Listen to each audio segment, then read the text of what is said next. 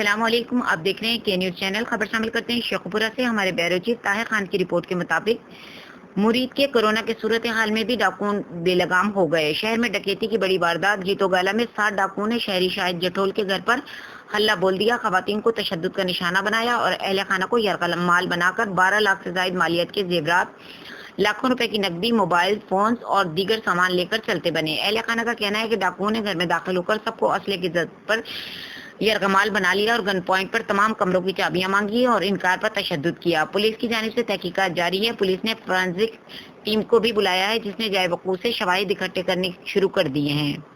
میرے بھائی کے کمرے چ آئے نے، میں تو ستا سا، یہ اتنے ٹھا کے بن دیتا ہے۔ چوراں نے، ڈاکواں نے بڑی خاموشی نہ آئے نے، نہ کوئی آواز آئی ہے۔ بعد میں اس کمرے چ لیٹیا، آئے نے، انہیں موبائل کی لائٹ بالی ہے تو میرے اتنے کپڑا پا دیتا ہے۔ ایک بندہ میں ویکھیا ہے، وہ سروں گنجا ہے، کالا سیاہ وہ رنگ ہے، تو رومال انہیں پایا۔